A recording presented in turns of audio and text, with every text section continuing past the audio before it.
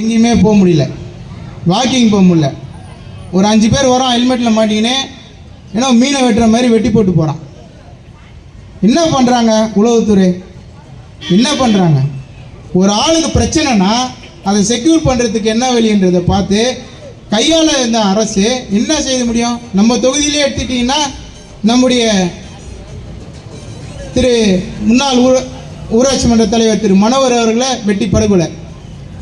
அதுக்கப்புறம் எடுத்துக்கிட்டிங்கன்னா முக்கியமான படுகொலை ஒரு மாநில கட்சியினுடைய தலைவர் அன்பிற்கும் பாசத்துக்குரிய திரு ஆம்ஸ்டாங் அவர்களுடைய படுகொலை. அதுக்கப்புறம் பார்த்தீங்கன்னா பாடியலூரில் இந்த சோழர் ஒன்றியத்தில் திரு பார்த்திபனுடைய படுகொலை. இத்தகைய இவ்வளோ படுகொலைகளையும் இந்த ஆட்சியில் தான் அரங்கேறுது. ஆனால் முதலமைச்சர் என்ன சொல்கிறாரு? சிறப்பான ஆட்சின்றார். யாருக்கையா காது சுற்றுல பூ சுற்றுறாரு பாய், அவன் அங்கங்கே செத்துனுங்கிறான். இந்த ஆள் பொய் பேசுகிறாங்க. ஒரு பொய் பேசுகின்ற முதலமைச்சர் அந்த பதவிக்கு ஒரு அழகு இல்லையா? எப்பேற்பட்ட தலைவர்கள்லாம் இருந்த பதவி. பேரறிஞர் அண்ணா இருந்தார், புரட்சி தலைவர் எம்ஜிஆர் இருந்தார், மாண்புமிகு அம்மா அவர்கள் இருந்தாங்க. அதுக்கப்புறம் நம்முடைய திறம்பட செயல் வீரர் நம்முடைய கழக பொதுச்செயலர் புரட்சி தலைவர் எடப்பாடியாக இருந்தார். இன்னைக்கு அந்த நாற்காலியை துருப்பிடிச்சு நீதியை கட்டி போட்டு சங்கிலி போட்டு கட்டி போட்டு வேடி பார்த்து கொண்டிருக்கின்ற திரு ஸ்டாலின் அவர்களுக்கு 2026 சமாதி கட்டுகின்ற அந்த திமுக அரசை செயலாற்றுகின்ற வகையில் அனைத்து இந்திய அண்ணா திராவிட முன்னேற்ற கழகத்துடைய தொண்டர்கள் ஒவ்வொருவரும் கொதித்து எழுந்துட்டாங்க. இன்னைக்கு இந்த கூட்டத்தை பார்த்தீங்கன்னா சிம்பிளான முறையில் தான் கூட்ட வேண்டும் என்ற ஒரு எண்ணத்தில் நாங்கள் எல்லாம் சொன்னோம். ஆனால் மீஞ்சூர் பேரூராட்சியில் போட வேண்டும் சொன்னே அனைத்து இந்திய அண்ணா திராவிட முன்னேற்ற கழகத்துடைய எது கோட்டை என்பதை நிரூபிக்கின்ற வகையில் மாநாடு போல திறந்திருக்கின்ற கூட்டத்தை பார்க்கும்போது திமுகவுக்கு வேட்டு வச்சாச்சு. இதற்கு மேலே திமுகவில் எந்திரிக்கவே முடியாது. காலையிலேருந்து பார்த்தீங்கன்னா காவல்துறையினருக்கு அழுத்தம் கொடுக்குறாங்க திமுக மாறு வேஷத்தில். ஏன்னா திரு முதலமைச்சர் பார்த்தீங்கன்னா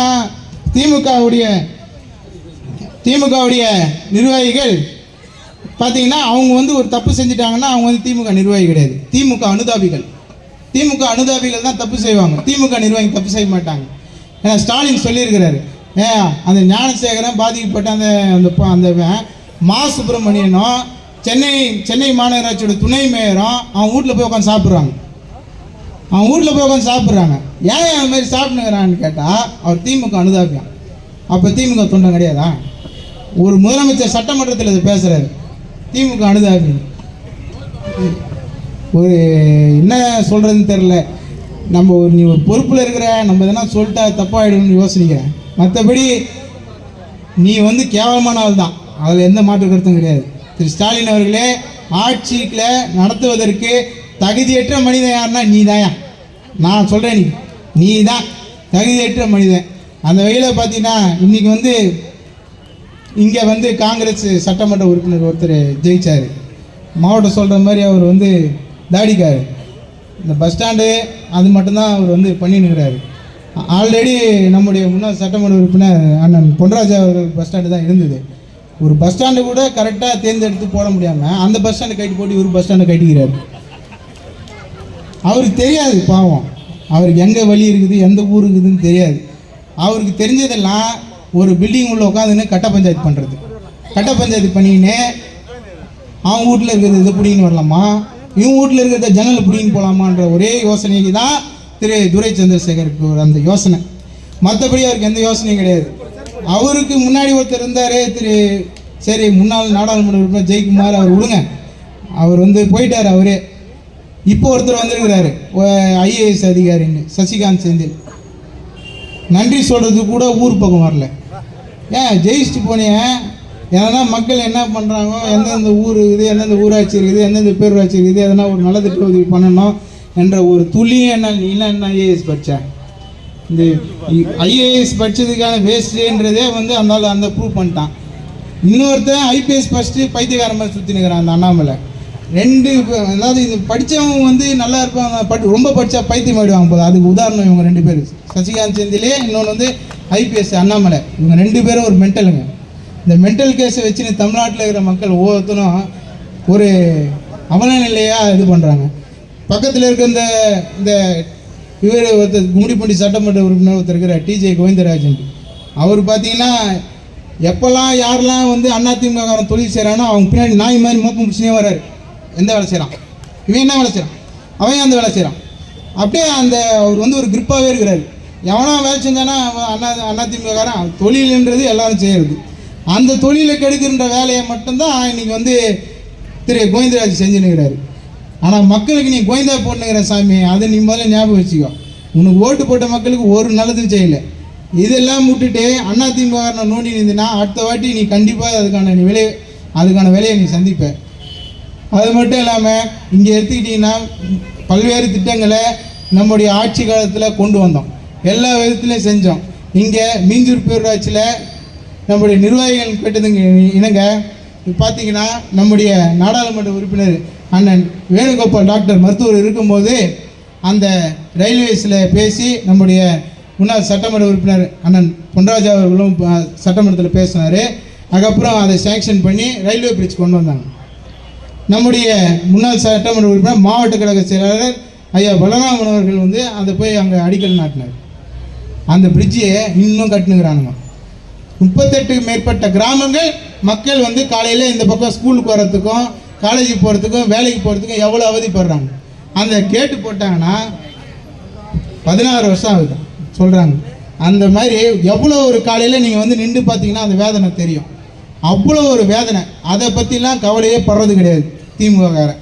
எவன் எப்போ ஏற்பட்டா எனக்குன்னா அதே மாதிரி இப்போ ஏற்பட்ட ஒரு பேரூராட்சி கிட்டத்தட்ட 30,000க்கும் மேற்பட்ட வாக்காளர் உள்ள இந்த பேரூராட்சியில் ஒரு பொது கழிப்பிடம் இல்லை. ஒரு பொது கழிப்பிட இடம் கூட இல்லாத அளவிற்கு இங்கே இருக்கின்ற இந்த பேரூராட்சி நிர்வாகமும் சரி, இங்கே இருக்கிற சட்டமன்ற உறுப்பினர் அதை பற்றி யோசிக்கிறதே கிடையாது. ஜனவரி மாதம் 21 இந்த மாதிரி வந்து இது நம்ம முன்னாள் சட்டமன்ற உறுப்பினர் அவர்கள் ஜனவரி அந்த 2021 வந்து அவர் வந்து சட்டமன்றத்தில் பேசினார். அந்த கொரோனா பெருந்தொற்று காரணமாக அந்த திட்டத்தை செயலாக்க முடியல. அந்த வகையில் இவங்க ஜெயிச்சு வந்தாங்க. இவங்க பண்ண வேண்டியதானே பண்ண மாட்டாங்க. அதுக்கப்புறம் பார்த்தீங்கன்னா மழை பெஞ்சதுன்னா மீஞ்சூர் பேரூராட்சி உள்ளே வர முடியாது. நீங்கள் படகு எடுத்துன்னு தான் வரணும். பைக்கு கார்லாம் எடுத்து நீங்கள் உள்ளே வரக்கூடாது. போட் எடுத்துன்னு வந்தேன்னா தான் நீ வந்து அங்கங்கே ஊருக்கு போக முடியும், ஊருக்கு போய் சேர முடியும். அந்த வகையில் தண்ணியில் மிதக்கின்ற காட்சிகளை தான் மீஞ்சூர் பேரூராட்சியில் பார்க்குறோம். அந்த வகையில் இது ஒரு திறமையற்ற இந்த ஆட்சியை அகற்றுவதற்கு நீங்கள் அனைவரும் ரொம்ப வெறியாக இருக்கிறீங்க. இந்த நிகழ்ச்சி நடத்துவதற்கு நாங்கள் வரும்போது இந்த பேனர் கட்டுறது இதெல்லாம் பார்க்கறதுக்கு இந்த நிகழ்ச்சி ஏற்பாடுகளை பார்க்க வரும்போதெல்லாம் ஒவ்வொருத்தரும் வந்து தம்பி எடப்பாடியார் எப்போ வருவார், எப்பா நம்ம ஆட்சி வந்தால் தான்ப்பா சரியாக இருக்கிறோம், எத்தனை மணி கூட்டம் நான் வந்துடுறேன், இந்த ஆட்சிக்கு முடிவு கட்டி ஆகணுன்னு நம்மளோட அவங்க வெறியாக இருக்கிறாங்க. மக்கள் அனைவரும் வெறியாக இருக்கிறாங்க. பொங்கல் தான் இது காய் மூஞ்சி போய் பிரச்சனை. நம்ம ஆட்சியில் வந்து 2,000 ரூபா கொடுத்தோம். இவனுங்க பாயிங்க வந்து பொங்கலுக்கு பண்ணானுங்க பாருங்க. யார் நிறைய ஊரில் புறக்கணிப்பு, எந்த பொருளுமே வாங்கலை. என்ன ஆட்சி நடத்துறீங்க? அப்போ மக்கள் கேட்குறாங்க, நான் கேட்கல, மக்கள் கேட்குறாங்க. இல்லை நீ போடு, வழக்கு போடு, நீ போடியா வழக்கு போடியா, நீ வழக்கு போடு, போடலாங்க போடு, எது வேணால் போடு, அதை பற்றிலாம் எனக்கு பயம் கிடையாது.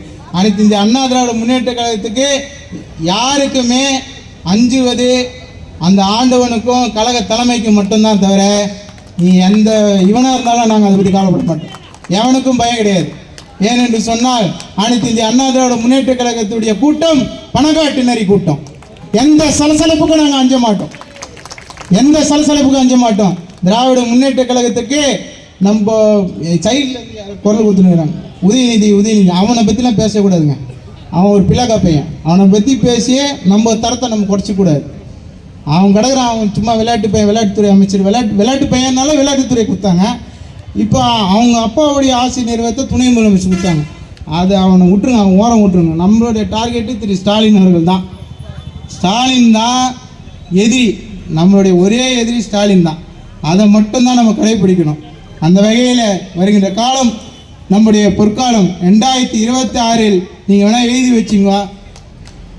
நம்முடைய ஆகஸ்ட் மாதம் 15 குடியரசு தினத்தை அன்னைக்கு செஞ்சாஜ் கோட்டையில் நம்ம தேசிய கொடியை ஏற்றப்போது எடப்பாடியார் தான். 2026 எழுதி வச்சுக்கோ, ஸ்டாலின் அவர்களே எழுதி வச்சுக்கோ. அதுக்கப்புறம் பார்த்தீங்கன்னா இதுக்கு மேலே சொல்கிறது இந்த ஆட்சி பற்றி எதுவும் இல்லை. என்னோட அக்கா நல்லா பேசுவாங்க. அவங்க தைரியம் அவங்க பேசுவாங்க.